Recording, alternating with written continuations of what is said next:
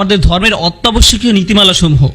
মোটের উপর আমাদের ধর্ম হচ্ছে একগুচ্ছ নীতিমালার সমাহার। এই একগুচ্ছ নীতিমালার সমাহার বিষয়টিকে আমরা এভাবে দেখতে পারি, এই সব নীতিমালা হচ্ছে সেটাই যা আল্লাহ একজন মানুষের কাছ থেকে চান।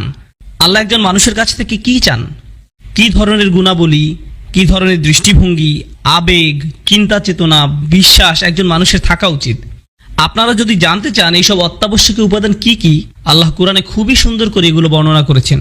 তিনি এটা করেছেন লাআল্লাকুম এই শব্দটি ব্যবহার করে। লাআল্লাকুম যেমন বিভিন্ন বিষয় বর্ণনা করার পরে তিনি বলেন লাআল্লাকুম তাত্তাকুন, লাআল্লাকুম তাশকুরুন, লাআল্লাকুম তাযাক্কারুন, যাতে করে তোমরা মনে রাখো, যাতে করে তোমরা শুকরকারী হও, তোমরা তাকওয়া অর্জন করো, যাতে করে তোমরা চিন্তা করো। এই সবগুলোই হচ্ছে মৌলিক গুণাবলী যা একজন মানুষের থাকা উচিত। একজন মানুষের বিবেচনামূলক দৃষ্টিভঙ্গি থাকা উচিত, তার চিন্তাশীল হওয়া উচিত, তার সর্বদা আল্লাহকে স্মরণে রাখা উচিত, তার মধ্যে আল্লাহ ভীতি থাকতে হবে, তাকে আল্লাহর প্রতি শুকরগুজার হওয়া উচিত। লাআল্লাকুম তাশকুরুন, অর্থাৎ যাতে করে তোমরা শুকরকারী হতে পারো। বুঝতে পেরেছেন ব্যাপারটা? আল্লাহ যখনই লাআল্লাকুম বলেন এবং এই ধরনের কাজগুলো উল্লেখ করেন, এর মানে তিনি বুঝাতে চান যে এইগুলো হচ্ছে সেই সব গুণাবলী যেগুলোকে আমাদের আয়ত্ত করতে হবে। আমি তখনই আল্লাহর একজন সফল বান্দা হতে পারবো যখন নিজের জীবনে এইসব গুণাবলীর প্রতিফলন ঘটাতে পারবো। সবগুলোর তালিকা আপনাদের বলবো না, শুধু অল্প কয়েকটি গুণাবলী সম্পর্কে বারবার উল্লেখ করব। সুষ্ঠুভাবে চিন্তা করতে পারা, লাআল্লাকুম তাআকিলুন, লাআল্লাকুম তাশকুরুন, তোমরা শুকরকারী হও, লাআল্লাকুম তাযাক্কারুন, যাতে করে তোমরা আল্লাহকে স্মরণ করো, লাআল্লাকুম তাত্তাকুন, যাতে করে তোমরা নিজেকে রক্ষা করতে পারো, বিপদ থেকে সতর্ক থাকতে পারো, এবং অবশ্যই লাআল্লাকুম তুফলিহুন, যাতে করে তোমরা পরকালে সফল হতে পারো। আল্লাহ প্রায় কোরআনে লাআল্লাকুম তুফলিহুন বলেছেন। এইগুলো হচ্ছে মৌলিক কিছু গুণাবলী। এসব ছাড়াও অর্থাৎ আল্লাহ মানুষের কাছে কি চান এই সম্পর্কে বর্ণনা করেছেন এই শব্দগুলোর মাধ্যমে। ইন্নাল্লাহা ইউহিব্বু অথবা ওয়াল্লাহু ইউহিব্বু, আল্লাহ মুত্তাকিনদের ভালোবাসেন, আল্লাহ মুহসিনিনদের ভালোবাসেন। এইভাবে আল্লাহ বিভিন্ন গুণাবলীর মানুষদেরকে ভালোবাসার কথা উল্লেখ করেছেন। এইগুলো হচ্ছে সেই সব গুণ যেগুলো আমাদের জীবনে নিয়ে আসতে হবে। এবং সবশেষে আল্লাহ বলেন ইন্নাল্লাহা মা, আল্লাহ সাথে আছেন। আল্লাহ প্রথমে বলছেন লাআল্লাকুম, এরপরে বলছেন আল্লাহু ইউহিব্বু, এবং এরপরে বলছেন ইন্নাল্লাহা মা, ইন্নাল্লাহা মাআল মুহসিনিন, আল্লাহ মুহসিনিনদের সাথে আছেন। নিশ্চয়ই আল্লাহ তাদের সঙ্গে আছেন যারা পরহেজগার এবং সৎকর্ম করে। এইগুলোই হচ্ছে আমাদের দ্বীনের রসুল। মূলত এগুলোই হচ্ছে আমাদের ধর্মের নির্যাস। আমার মতে এগুলো হচ্ছে আমাদের ধর্মের মূলনীতি বা মৌলিক নীতি। মূলনীতি বা মৌলিক নীতি আল্লাহ কোরআনে সরাসরি এসব ব্যাপারে উল্লেখ করেছেন। আশা করি বিষয়টা আপনাদের কাছে পরিষ্কার হয়েছে। এখন কথা হচ্ছে এই যে মূলনীতি, এটা কিন্তু দেখা যায় না, এটা হচ্ছে একটা ধারণা।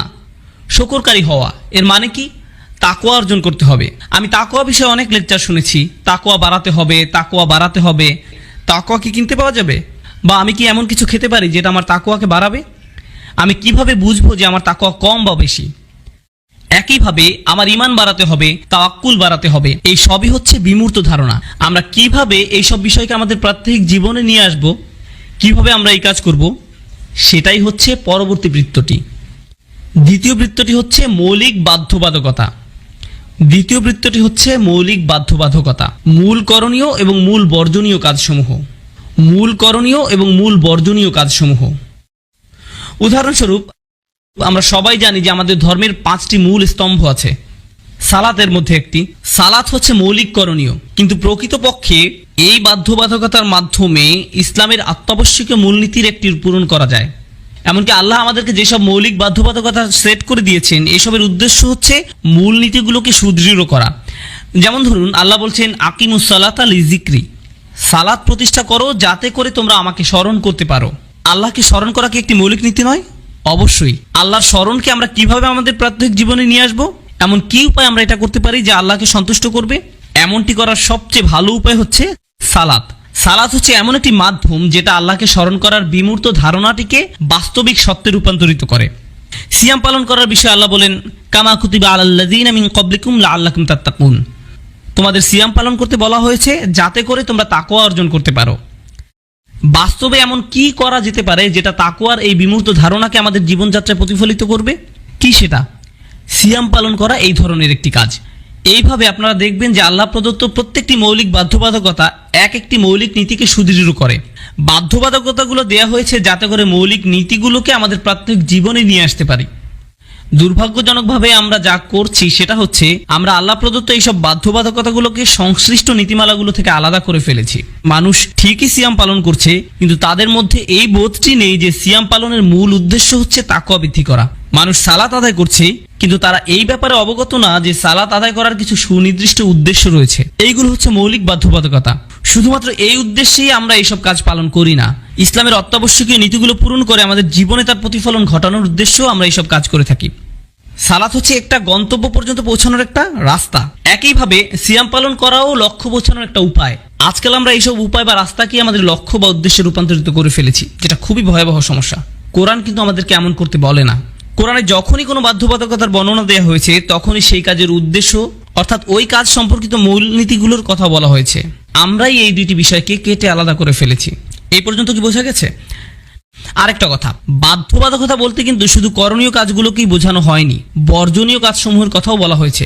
উদাহরণস্বরূপ, সালাতের অন্যতম উদ্দেশ্য হচ্ছে তানহা আনিল ফাহশাই ওয়াল মুনকার। সালাত অশ্লীল ও মন্দ কাজ থেকে দূরে রাখে। অশ্লীলতা আমাদের একটা গুরুত্বপূর্ণ মূলনীতি থেকে দূরে রাখে, আমাদের তাকওয়াবান, আল্লাহর শুকরকারী এবং বিনয়ী হতে বাধা দেয়। সালাত আমাদের এই অশ্লীলতা থেকে হেফাজত করে, অর্থাৎ আল্লাহ আমাদেরকে সেই সব কাজ করতে নিষেধ করেছেন যেগুলো করলে ইসলামের মূলনীতিকে অমান্য করা হবে। প্রত্যেকটা নিষেধ এক একটা মূলনীতির সাথে জড়িত, দ্বীনের উসুলের সাথে সম্পৃক্ত। সংক্ষেপে এটাই হচ্ছে আমাদের দ্বিতীয় বৃত্তটি, প্রধান প্রধান করণীয় এবং বর্জনীয় সমূহ।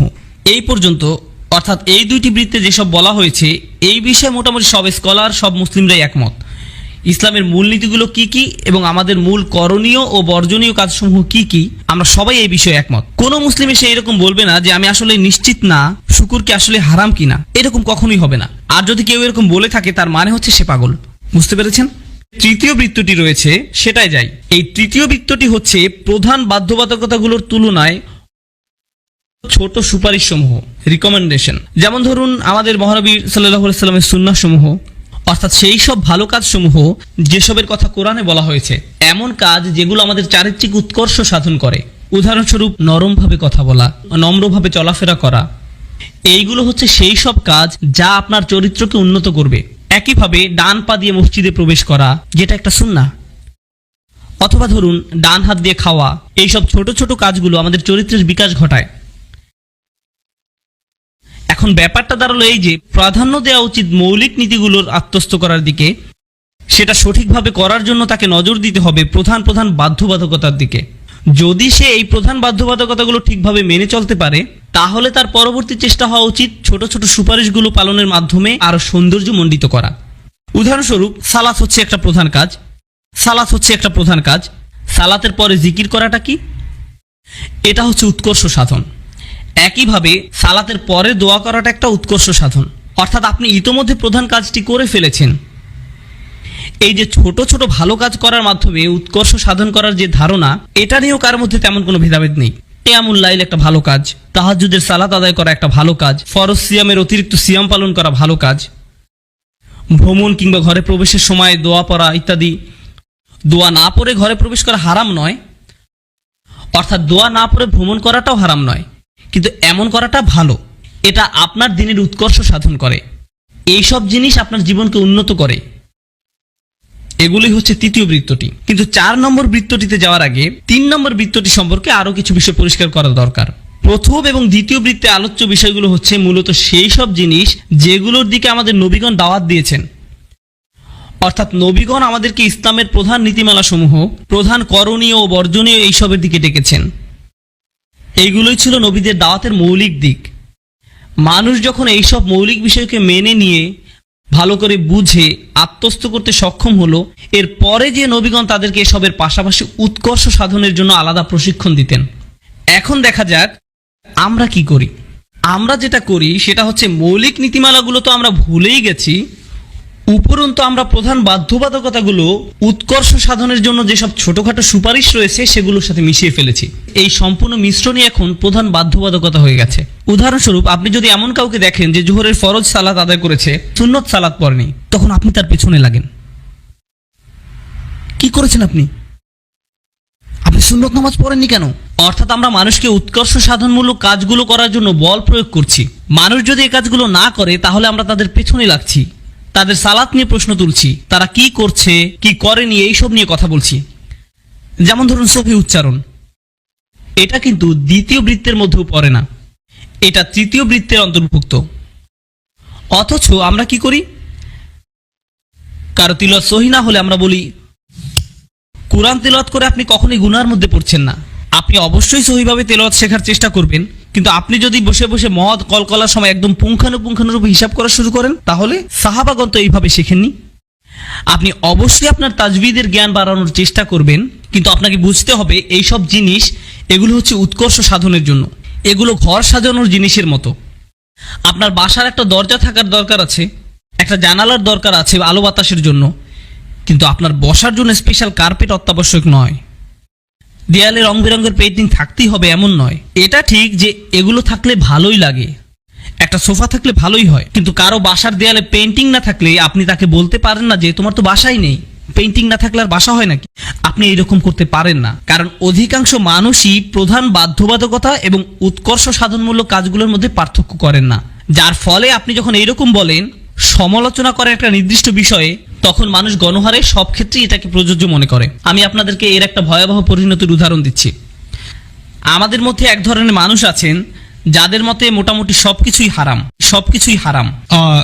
কেউ ভিডিও গেমস খেলছে, তারা বলবে ভিডিও গেম কিন্তু হারাম। আপনি টিভি দেখছেন, এটা হারাম। রেডিও শুনছেন, এটা হারাম, হারাম, সবকিছুই হারাম। এখন ব্যাপারটা হচ্ছে দ্বিতীয় বৃত্তে বর্ণিত কিছু প্রধান বর্জনীয় কাজ রয়েছে, যেমন মদ, জিনা, এগুলো খুবই খারাপ এবং এগুলো দ্বিতীয় বৃত্তের আওতায় পড়ে। আল্লাহ যেসবকে হারাম বলেছেন, আর এখন আপনি বলছেন ভিডিও গেম হারাম।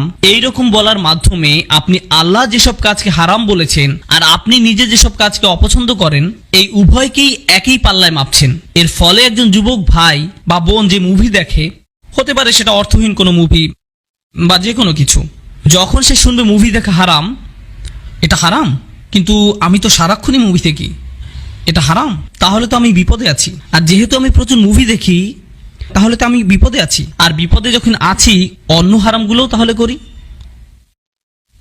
দোজখে তো এমনিতেই যাওয়া লাগবে, তাহলে মৌজ মাস্তি পার্টি এসব করেই যাই।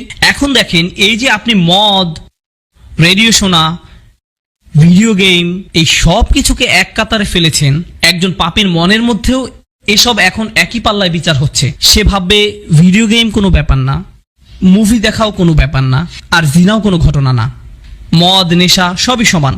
তার মানে আমরা তখনই সমাজে সমস্যা তৈরি করা শুরু করি যখন আমরা আল্লাহ কর্তৃক প্রদত্ত সুনির্দিষ্ট অগ্রাধিকার লিস্টকে ঠিক রাখছি না।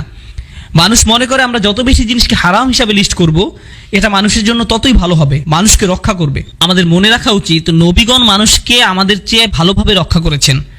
তারা যা করেছেন এর চেয়ে উন্নততর কিছু করার সামর্থ্য আমাদের নেই। আমাদের সীমাবদ্ধতার ভিতরে থেকে ফিকহ অবশ্যই বিচার করার চেষ্টা করবে যে কোনো কিছুকে আসলেই পরিষ্কারভাবে হারাম কিনা। এমন স্পষ্ট হারাম জিনিস অবশ্যই আমাদের সামনে আসতে পারে যেটার অস্তিত্ব আগে কখনো ছিল না, কিন্তু সেটা অবশ্যই বড় কোনো পাপ কাজের সাথে সম্পর্কিত হবে। আপনারা কি এতদূর বুঝতে পারলেন? এসব হচ্ছে উৎকর্ষ সাধনমূলক কাজকর্ম। এসব কাজকর্মের মধ্যে আছে অতিরিক্ত সুন্নত নামাজ পড়া, সোমবার ও বৃহস্পতিবার সিয়াম পালন করা, কবর জিয়ারত করা। এই যে এসব কাজ, এগুলো নিয়ে কোনো মতভেদ নেই। উৎকর্ষ সাধনমূলক কাজগুলো করুন। আপনি যদি মৌলিক বাধ্যবাধকতাগুলো পূরণ করার পরে আরো ভালো মুসলিম হতে চান, তো খুবই ভালো। প্রতিদিন একটু একটু করে ভালো কিছু শিখুন, একটা ছোট দোয়া শিখুন প্রতিদিন। এ ধরনের সবকিছুই করা উচিত। এখন এই বৃত্তের ঠিক বাইরে আরেকটি বৃত্ত আছে, 4 নম্বর বৃত্তটি। চতুর্থ বৃত্তটি হচ্ছে সেই সব বিষয় যেগুলো সম্পর্কে সাহাবীগণ একমত পোষণ করেছেন। আমরা এই বিষয়গুলো কোরআনে পাই না। এখানে একটা কথা বলে রাখা ভালো, সেসব কিন্তু সুন্নাতে স্পষ্টভাবে বিদ্যমান। তার বাইরে এই যে 4 নম্বর বৃত্তের কথা বলা হচ্ছে, এগুলো হচ্ছে সেসব বিষয় যেগুলো নিয়ে সাহাবীগণ মতৈক্যে পৌঁছেছেন। কিন্তু বাস্তবে এমন বিষয় পাওয়া দুষ্কর যেটা নিয়ে সব সাহাবীগণ একমত হয়েছেন। ব্যাপারটা এত সহজ নয়। 3 ধরনের মতৈক্য রয়েছে। সাহাবীদের একমতের ধরনের উপর নির্ভর করে মূলত 3 ধরনের মতৈক্য রয়েছে। প্রথমটি হচ্ছে সাহাবীগণ কোনো একটা ঘটনা নিয়ে একমত। ঘটনা নিয়ে একমত সেটা কেমন? যেমন ধরুন, সব সাহাবীগণই কিন্তু বদরের যুদ্ধে অংশগ্রহণ করেননি। অনেকেই বদরের যুদ্ধের পরে মুসলিম হয়েছেন, কিন্তু যারা অংশ নিয়েছিলেন তারা সকলেই একইভাবে বলবেন যে এই যুদ্ধ অমুক দিনে শুরু হয়েছিল, এতদিন ধরে চলেছে। কেন তারা সবাই এরকম কথা বলবেন? কারণ তারা সবাই ওই যুদ্ধে উপস্থিত ছিলেন। বুঝতে পেরেছেন? এ কারণেই তারা এই বিষয়ে একমত। দ্বিতীয় ধরনের ঐক্যমত হচ্ছে সাহাবীদের মধ্যে যারা সবচেয়ে জ্ঞানী ছিলেন তাদের মধ্যে ঐক্যমত। কিছু কিছু ক্ষেত্রে তারা সবাই একে অপরের সাথে একমত পোষণ করতেন। যেমন ধরুন ইবনে আব্বাস রাদিয়াল্লাহু তাআলা আনহু, তিনি একজন জ্ঞানী সাহাবী ছিলেন। এমন অনেক সাহাবীও ছিলেন যারা এমনকি একটা সূরাও পারতেন না, তারা সদ্য মুসলিম ছিলেন। এখনকার সময় যারা ধর্মান্তরিত হয়ে নতুন মুসলিম হচ্ছেন তাদের মতো, কিন্তু তাদের ঐক্যমত এই দ্বিতীয় ধরনের ঐক্যমতের ভিতরে পড়ে না। এটা হচ্ছে সেই ধরনের ঐক্যমত যেখানে কোনো বিষয়ে সবচেয়ে জ্ঞানী সাহাবীগণ একমত হয়েছেন। তাহলে প্রথমটা কি ছিল?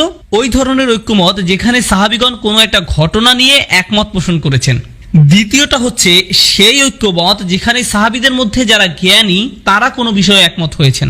তৃতীয়টি হচ্ছে সাহাবীদের মধ্যে যারা শাসক তাদের মধ্যকার ঐক্যমত। যেমন ধরুন ওমর রাদিয়াল্লাহু তাআলা আনহু এবং তার উপদেষ্টা মণ্ডলী, তারা ঐক্যমত, সেটা হচ্ছে এই তৃতীয় ধরনের ঐক্যমত। এই হচ্ছে সাহাবীদের মধ্যকার তিন ধরনের ঐক্যমত, অর্থাৎ ঘটনা ভিত্তিক, জ্ঞানী সাহাবী ভিত্তিক এবং শাসন কার্যে নিয়োজিত সাহাবীদের ঐক্যমত ভিত্তিক। যখন শাসন কার্যের সাথে সম্পৃক্ত কোনো বিষয় সিদ্ধান্ত নেওয়ার প্রয়োজন পড়ত, ওমর রাদিয়াল্লাহু তাআলা আনহু নিশ্চয়ই হাজার হাজার সাহাবীর সাথে আলোচনা করতেন না, তিনি তার উপদেষ্টা মণ্ডলীর সাথে বসে সবাই মিলে একমত হয়ে একটা সিদ্ধান্ত নিতেন। তারপর সেই সিদ্ধান্তের ভিত্তিতে আইন প্রণয়ন করা হতো। ব্যাপারটা বোঝা গেল? এখন বর্তমান সময়ে এসে যেটা ঝামেলা হয়েছে সেটা হচ্ছে কেউ একজন যখন এইভাবে বলে যে সব সাহাবীরা এই বিষয়ে একমত, যে সব সাহাবীগণ একমত, দাঁড়ান, সব সাহাবীগণ একমত, এটা আপনি কোথায় পেলেন? কেন, এইভাবেই তো বর্ণনা আছে। কোথায় আছে? বই পুস্তকে আছে। কোন বই? যাও ভালোভাবে পড়ো। আপনি কোনোভাবেই এটা বলতে পারেন না যে সব সাহাবীগণ একমত ছিলেন। আপনি এটা করতে পারেন না। আপনার কথা সুনির্দিষ্ট দলিলপত্রের ভিত্তিতে হতে হবে, এমনিতেই বলে ফেললে হবে না। সবচেয়ে হাস্যকর যে কথাটি আমি এখন পর্যন্ত শুনেছি সেটা হচ্ছে সব ইসলামী বিশারদ এই বিষয়ে একমত। বলেন কি? ঠিক আছে, তাদের 10 জনের নাম বলেন। সবাই। আপনি যদি তাফসির পড়েন তাহলে এমন একটি বিষয় পাবেন না যে বিষয়ে সব স্কলার একমত হয়েছেন। এটা হাস্যকর কথা। আমি বিভিন্ন তাফসির পড়ি, কুরতুবী, তাবারি, জালালাইন, তাফসির ইবনে কাসির, ইবনে আশুর। একটা কথা যেটা প্রায়শই সব তাফসিরে লেখা থাকে সেটা হচ্ছে স্কলারগণ এই বিষয়ে একমত এবং এর ভিন্ন মত একদমই বিরল। অন্য আরেক মুফাসসির হয়তো এর উল্টোটি লিখেছেন যে এই ভিন্ন মতের বিষয়েই বরং স্কলারগণ একমত, আর প্রথম মতের পক্ষে যুক্তি বিরল। অর্থাৎ তাদের কাছেও এই একমত হওয়ার বিষয়টি আপেক্ষিক। এটা ঠিকভাবে বোঝার জন্য অনেক পড়াশোনা এবং গভীর জ্ঞানের প্রয়োজন। এমনও হয়েছে যে সাহাবীদের মধ্যে যিনি সবচেয়ে জ্ঞানী তিনিও একই বিষয়ে ভিন্ন ভিন্ন মত দিয়েছেন, দ্বিমত পোষণ করেছেন। দ্বীনের কোথায় সর্বসম্মতভাবে ঐক্যমত আছে? কোন বিষয়ে কোনো প্রকার দ্বিমত নেই? কোন বিষয়ে কোনো প্রকার দ্বিমত নেই? প্রথম তিনটি বৃত্ত। যখন আমরা মানুষকে দ্বীনের পথে দাওয়াত দেই, নবী রাসূলদের পক্ষ থেকে আহ্বান জানাই, তখন আমরা মূলত কোন বিষয়ে কথা বলি? বৃত্ত নাম্বার 1 এবং বৃত্ত নাম্বার 2। যখন সেই মানুষগুলো আমাদের দলে চলে আসে, আমাদের পরিবারে অন্তর্ভুক্ত হয়ে যায়, আমাদের বন্ধু মহলের হয়ে যায়, প্রথম 2টি বৃত্তের বিষয়গুলোকে ইতিমধ্যেই মেনে নেয়, তখন আমরা তাদের 3 নম্বর বৃত্তের দিকে আগ্রহী করার চেষ্টা করি। 4 নম্বর বৃত্তের বিষয়গুলো খুবই সুনির্দিষ্ট, এগুলো মূলত গবেষণা ও উচ্চশিক্ষার জন্য। তাই আপনি 4 নম্বর বৃত্ত দিয়ে ইসলাম প্রচার শুরু করে এটা বলতে পারেন না এটাই ইসলাম। আপনাকে শুরু করতে হবে মহানবী সাল্লাল্লাহু আলাইহি ওয়াসাল্লাম যেখান থেকে শুরু করেছেন সেখান থেকে। আপনাদেরকে 1 এবং 2 দিয়ে শুরু করতে হবে। এখন সকল সাহাবী কি এই সবগুলো বিষয়ে একমত হয়েছিলেন? না, তবে তারা সবাই 1 থেকে 3 বিষয়গুলোতে সহমত পোষণ করেছেন। আপনারা যদি এটাকে ইজমা বলতে চান, অর্থাৎ সকল সাহাবী যেসব বিষয়ে ঐক্যমত পোষণ করেছেন সেগুলো হচ্ছে 1, 2 এবং 3 নম্বর বৃত্তের বিষয়গুলো। এখন এই 4টি বৃত্তের বাইরে আরো একটি বৃত্ত আছে। এই বৃত্তের অন্তর্ভুক্ত হচ্ছে সেই সব বিষয় যেগুলো নিয়ে বর্তমান মুসলিম উম্মাহ একমত পোষণ করেন। এটাকে আপনারা ইজতিহাদ বলতে পারেন। একজন স্কলার নিজস্ব মতামত থাকে, যেটা আমরা ফতোয়া বলি। স্কলাররা কিভাবে চিন্তা করেন? তারা জানেন যে 1, 2 বা 3 এগুলো হচ্ছে নিখুঁত। 4 নম্বর বৃত্তের বিষয়গুলোর ক্ষেত্রে, অর্থাৎ কেন তারা এই বিষয়ে একমত হয়েছিলেন অথবা দ্বিমত পোষণ করেছিলেন, এটা বোঝার জন্য অনেক পড়ালেখা এবং গবেষণার প্রয়োজন। এরপরে যখন 5 নম্বর বৃত্তটি আসে, যেখানে এমন কিছু প্রশ্ন আছে যেগুলো সম্পর্কে কোরআনে সরাসরি কোনো সমাধান দেওয়া হয়নি এবং হাদিসেও পরিষ্কারভাবে কিছু বলা হয়নি। এখন সমাধান পাওয়ার জন্য আমাকে আমার নিজের গবেষণা করতে হবে, দলিল প্রমাণাদি যা কিছু পাওয়া যায় খুঁজে বের করতে হবে। এরপর আমার সামর্থ্যের সর্বোচ্চ ব্যবহার করে এসবের ভিত্তিতে একটা সমাধানে আসতে হবে। তার মানে আমি এই সমস্যার একটা সমাধান বের করার চেষ্টা করছি। এটা মেনে নিয়ে যে আমার প্রাপ্ত উত্তরটি একেবারে নিখুঁত হবে না, কারণ একদম নিখুঁত সমাধান 1, 2 এবং 3 এই বৃত্তগুলোর মধ্যেই সীমাবদ্ধ। তাই আমার প্রাপ্ত উত্তরটি হচ্ছে আমার সীমাবদ্ধতার মধ্যে থেকে যতটুকু নিখুঁত হওয়া যায় ততটুকু। এটা এমন কোনো সমাধান নয় যেটা আমি অন্যের উপর চাপিয়ে দিতে পারি, কিন্তু আমি এমন করে বলতে পারবো না যে এটাই ইসলাম এবং তোমরা যদি এটা অনুসরণ না করো তাহলে ইসলাম থেকে বাইরে চলে যাবে। আমি এভাবে বলতে পারি না। আমি বলতে পারবো না যে আমার দেয়া ফতোয়া ইসলামের সাথে নিবিড়ভাবে সম্পর্কিত। বড়জোর আমি এরকম করে বলতে পারি যে আমার জ্ঞান অনুসারে যতদূর বুঝতে পেরেছি এইভাবে চিন্তা করতে পারি। এসব হচ্ছে সেই সব বিষয় যেগুলোর বিষয়ে কোরআন, হাদিস বা সাহাবাগণের পক্ষ থেকে কোনো স্পষ্ট সমাধান পাওয়া যায় না। একটা উদাহরণ দিচ্ছি। ডক্টর আকরম নদভী আমাদেরকে এই বিষয়ে শিক্ষাদানকালে 100টি উদাহরণ দিয়েছিলেন। যদিও 2টি উদাহরণ শোনার পরে আমি অনেক আশ্চর্যান্বিত হয়েছিলাম, অথচ এরপরে তিনি আরো 98টা উদাহরণ দিয়েছিলেন। ব্যাপারটা ছিল অনেকটা 10 ঘন্টা ধরে সফট ড্রিঙ্ক পান করার মতো। যাই হোক, আমার সবচেয়ে পছন্দের উদাহরণগুলোর মধ্যে একটি খলিফা হারুন আর রশিদ। তিনি তখন রাষ্ট্রপ্রধান ছিলেন, আমিরুল মুমিনিন। সেই সময় আমিরুল মুমিনিনগণ সালাতের ইমামতি করতেন, বিশেষভাবে হজের সময়। এরকম এক সময় তিনি হজ পালন করতে গেলেন, আমিরুল মুমিনিন হিসাবে তিনি ইমামতি করবেন। যাই হোক, তিনি প্রথম কাতারে ছিলেন কারণ তিনি ইমামতি করবেন, আর তিনি ছিলেন হানাফি মাযহাবের অনুসারী। ওনার হজের যিনি মুয়াল্লিম ছিলেন, আপনারা তো অনেকেই জানেন মুয়াল্লিম কাকে বলে। মুয়াল্লিম হচ্ছেন সেই ব্যক্তি যিনি আপনাকে হজের বিভিন্ন নিয়মকানুনগুলো সঠিকভাবে শিখিয়ে দেবেন। স্বাভাবিকভাবেই আমিরুল মুমিনিনের মুয়াল্লিমও হানাফি মাযহাবের অনুসারী ছিলেন। তিনি ছিলেন কাজী আবু ইউসুফ, হানাফি মাযহাবের প্রতিষ্ঠাতা। ইমাম আবু হানিফার সবকিছু উনি লিপিবদ্ধ করতেন। যাই হোক, পৃথিবীর বুকে হানাফি মাযহাবের সবচেয়ে বিজ্ঞ যে আলিম তিনি হচ্ছেন তার মুয়াল্লিম। তারা দুজনই সামনের কাতারে আছেন এবং আমিরুল মুমিনিন একটু পরেই সালাতের ইমামতি করবেন। কিন্তু খলিফা হারুন আর রশিদ হিজামা করিয়েছেন। আপনারা জানেন নিশ্চয়ই হিজামা কি। হিজামা হচ্ছে এমন একটা চিকিৎসা পদ্ধতি যেটা কাপিং এর মাধ্যমে করা হয় এবং এর ফলে শরীর থেকে রক্ত বের হয়। এখন হানাফি মাযহাব অনুসারে শরীর থেকে রক্ত বের হলে ওযু নষ্ট হবে। খলিফা হারুন আর রশিদ একজন বিচক্ষণ ব্যক্তি ছিলেন। তিনি জানতেন যে তিনি যদি ইমাম আবু ইউসুফকে এখন জিজ্ঞাসা করেন যে আমার ওযু কি নষ্ট হয়েছে, তাহলে আবু ইউসুফ কি বলবেন? হ্যাঁ, আপনার ওযু নষ্ট হয়ে গেছে। আর সেই ক্ষেত্রে তাকে প্রথম কাতার থেকে বের হয়ে সবগুলো কাতার পার হয়ে ওযুখানায় যেয়ে ওযু করতে হবে। এই পুরো প্রক্রিয়াটিতে যে সময় লাগবে তাতে করে আসরের ওয়াক্ত শেষ হয়ে মাগরিবের ওয়াক্ত চলে আসবে, কিন্তু তাকে তো তখনই সালাতের ইমামতি করতে হবে। এবং তিনি যদি আবু ইউসুফকে এই বিষয়ে জিজ্ঞাসা করেন তাহলে উনি বলবেন যে আপনার সালাত আদায় হবে না, কারণ ওযু নেই। ঘটনাচক্রে ইমাম মালিকও প্রথম কাতারে ছিলেন। এমত অবস্থায় খলিফা উদ্দেশ্য প্রণোদিতভাবে ওনার নিজের মুয়াল্লিমকে এই বিষয়ে না জিজ্ঞেস করে ইমাম মালিককে জিজ্ঞেস করলেন, কারণ মালিকি মাযহাব অনুসারে রক্তপাত হলেও ওযু ভঙ্গ হয় না এবং খলিফা এটা জানতেন। তিনি ইমাম মালিককে জিজ্ঞেস করলেন, আচ্ছা আমি যে কাপিং করালাম আমার কি ওযু নষ্ট হয়েছে? ইমাম মালিক বললেন, না না, আপনার ওযু ভঙ্গ হয়নি, আপনি ইমামতি করুন। ফলশ্রুতিতে খলিফা হারুন রশিদ ইমামতি করলেন হজের সময় সেই বিশাল জামাতের। কাজী আবু ইউসুফ, ইমাম মালিক দুজনেই সেই জামাতে ওনার পেছনে ছিলেন। কাজী আবু ইউসুফ, ইমাম মালিক দুজনেই সেই জামাতে ওনার পেছনে ছিলেন।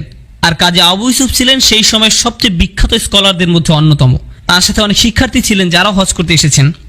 সেই শিক্ষার্থীরা কিন্তু পেছনে ছিলেন, তারাও এই ঘটনা দেখতে পেলেন এবং নামাজ পড়ছিলেন। আর নামাজ শেষ হওয়ার সাথে সাথে তারা দৌড়ে কাজী ইউসুফের কাছে গেলেন এবং বললেন, আমরা কি আবার সালাত আদায় করব? আপনি কিভাবে ওনাকে কাবার সামনে ইমামতি করতে দিলেন ওযু ছাড়া? তখন কাজী আবু ইউসুফ বললেন, যিনি কিনা হানাফি মাযহাবের অনুসারী, তার শিক্ষার্থীদের বললেন, যে পুনরায় সালাত আদায়ের দুঃসাহস দেখাবে সে খাওয়ারিজদের অন্তর্ভুক্ত, সে বা তারা এই দিনের অন্তর্ভুক্ত নয়। কেন তিনি এরকম বললেন? কারণ ফতোয়া নিয়ে তার চিন্তার প্রকৃতি কিছুটা ভিন্ন ছিল। ওনার চিন্তার প্রকৃতি এরকম ছিল যে রক্তপাতের সাথে ওযু নষ্ট হওয়ার বিষয়ে সুস্পষ্ট কিছু বলা হয়নি। এটি এমন একটি বিষয় যেটা নিয়ে গবেষণা করে তারপর সিদ্ধান্ত নিতে হবে। এখন আমাদের গবেষণা অনুসারে ওযু নষ্ট হবে, আর ইমাম মালিকের গবেষণা অনুসারে ওযু নষ্ট হবে না। এটা একান্তই আমাদের ব্যক্তিগত গবেষণার ফলাফল। কোরআনে এমন কোনো আয়াত নেই যেখানে বলা হয়েছে যে রক্তপাত হলে ওযু নষ্ট হবে। এমন কোনো হাদিস নেই যেখানে বলা হয়েছে রক্তপাতের কারণে ওযু নষ্ট হবে। তাই আমরা কেউ এই নিয়ে বিতর্ক করতে পারি না যে আমার প্রাপ্ত ফলাফলটি সঠিক, কারণ এটা একান্তই আমার সীমিত জ্ঞানের মাধ্যমে অর্জিত ব্যক্তিগত মতামত, যার ফলে আমি কিন্তু এটাও জানি না যে আমি সঠিক কিনা আর উনি ভুল কিনা। আর এটা নিয়ে তর্ক করতে গিয়ে আমি যে মূলনীতি জানি তা হচ্ছে ঐক্য হচ্ছে গুরুত্বপূর্ণ মূলনীতি। ইন্নামাল মুমিনুনা ইখওয়া ইউসিরুনা আলা আনফুসিহিম ওয়ালাউ কানা বিহিম খাসাসা। নিজের ফতোয়ার প্রতি অনড় থাকতে যে আমি এই মূলনীতিকে অমান্য করতে রাজি নই, এরকম ছিল তাদের চিন্তা ভাবনা। এভাবেই ওনারা বিষয়গুলো নিয়ে ভাবতেন। আপনি যদি ফিকাহ নিয়ে পড়াশোনা করেন, আমি কিন্তু ফিকাহ শিক্ষার্থী নই, যদি হতামও সেটা কিন্তু আপনাদের বলতাম না। ফিকার কিতাব পড়লে দেখবেন সেখানে কেউ যখন অন্য আরেকজনের সাথে দ্বিমত পোষণ করেন, তখন শুরুতে তিনি যার সঙ্গে দ্বিমত পোষণ করেছেন তার জন্য দোয়া করে 1 পৃষ্ঠা লেখেন। এরপরে বিস্তারিত ব্যাখ্যা করেন যে কেন তিনি একমত নন। একইভাবে অপরজন যখন এর উত্তর দিবেন, তখন তিনিও এইভাবে বলেন যে আপনার দোয়ার জন্য ধন্যবাদ এবং আপনার জন্য নিম্মুক্ত দোয়া রইল। যদিও তারা যে সবসময় একে অপরের সাথে এরূপ ব্যবহার করেন এমন কিন্তু নয়, মাঝে মাঝে তাদের লেখার মধ্যে অন্যের প্রতি বিরূপ প্রকৃতির মনোভাবও লক্ষ্য করা যায়। যাই হোক, বর্তমান সময়ে ইসলামের যে রূপ সেটা বোঝার জন্য এই বৃত্তগুলো সম্পর্কে পরিষ্কার ধারণা থাকা দরকার। বৃত্তগুলোর কথা মাথায় রেখে আমরা যদি চিন্তা করি যে আমাদের কোন বিষয়টাকে অগ্রাধিকার দেওয়া উচিত, কোনটি সবার প্রথমে গণ্য হবে, মূলনীতিসমূহ স্বচ্ছতা, ন্যায় বিচার, আল্লাহ ভীতি, সত্যতা, সত্যবাদিতা, এগুলো হচ্ছে সবার আগে আসবে। এই মূলনীতিগুলো আমরা কিভাবে শিখি? অত্যাবশ্যকীয় বাধ্যবাধকতাগুলো পালন করার মাধ্যমে এই মূলনীতিগুলো আমাদের মধ্যে দৃঢ় হয়। আর কোন জিনিসটা এই মূলনীতিগুলোকে পরিবর্তন করে, উন্নত করে? তৃতীয় বৃত্তটি। এখন যেটা দেখা যায়, বর্তমান সময়ে ইসলাম সম্পর্কিত আমাদের বেশিরভাগ জিজ্ঞাসাই প্রথম 3টি বৃত্ত থেকে দূরে। আমাদের জিজ্ঞাসাগুলো হলো 5ম বৃত্তের মধ্যে চলে গেছে। মূলনীতিগুলো ছিটে ফোটাও যেখানে নেই। কোরআনে আল্লাহ যেসব মানুষের বর্ণনা দিয়েছেন যারা পবিত্র থাকতে ভালোবাসে, আমরা যখন হজে যাই, হজ হচ্ছে একটা মৌলিক বাধ্যবাধকতা। হজ পালনের মাধ্যমে আমাদের ভিতরে এইসব গুণাবলী সুদৃঢ় হওয়ার কথা। তাকওয়া, শকর, আল্লাহ ভীতি, সততা, ন্যায় বিচার, এই সব কিছুই। এখন ইব্রাহিম আলাইহিস সালামের সময় থেকে প্রচলিত রীতিনীতি অনুসারে আপনি যখন কাবার সামনে দাঁড়িয়ে কালো পাথরটিকে ধরার চেষ্টা করেন, তখন দেখবেন আশেপাশের মানুষজন আপনার মুখে তাদের কনুইয়ের গুঁতা দিচ্ছে, আপনাকে ঠেলে সরিয়ে সামনে যাওয়ার চেষ্টা করছে। এমনও দেখবেন যে কেউ একজন তার সামনের 5-6 জন মানুষের উপর দিয়ে উঠে যেয়ে সেই হাজরে আসওয়াদ ধরার জন্য মরিয়া হয়ে চেষ্টা করছে, যেন তার অনেক মূল্যবান কিছু চাওয়ার আছে, দোয়া করতে হবে। কিন্তু এরকম উতলা হয়ে যুদ্ধ করে হজরে আসওয়াদের কাছে পৌঁছানোর পরে একমাত্র যে দোয়াটি তার করা উচিত সেটা হচ্ছে, আমি এইমাত্র যেসব গুনাহ করে এই পর্যন্ত আসলাম তার জন্য আমাকে ক্ষমা করে দাও। অর্থাৎ দেখা যাচ্ছে যে আমরা রীতিনীতিগুলো ঠিকই মেনে চলছি, কিন্তু তার মধ্যে মূলনীতিগুলোর কোনো উপস্থিতি নেই। মুজদালিফায় যখন আপনারা যাবেন, মুজদালিফা হচ্ছে পবিত্র স্থান, খুবই পবিত্র স্থান। এটা এমন এক জায়গা যেখানে আপনি সারা রাত আল্লাহর কাছে দোয়া করে কাটানোর কথা, আল্লাহর স্মরণে রাত পার করার কথা। কিন্তু সকালে আপনি যখন সেখান থেকে রওনা দিবেন, আপনি এমনকি 2 কদম সামনে যেতে পারবেন না। আপনি চিন্তায় পড়ে যাবেন, আপনি কি একটা পবিত্র জায়গায় আছেন নাকি একটা আস্তাকুরের মাঝখানে দাঁড়িয়ে আছেন। আপনি নিচে তাকিয়ে মাটি দেখতে পাবেন না, শুধু দেখবেন ডায়পার, পানির বোতল, কোকাকোলার বোতল, টিস্যু পেপার। আপনারা কেউ দেখেছেন? এবং আমি এসব দেখে কান্না করেছি। এমন কেন হয় আপনারা কি জানেন? মূলনীতির কোনো ধারি না আমরা।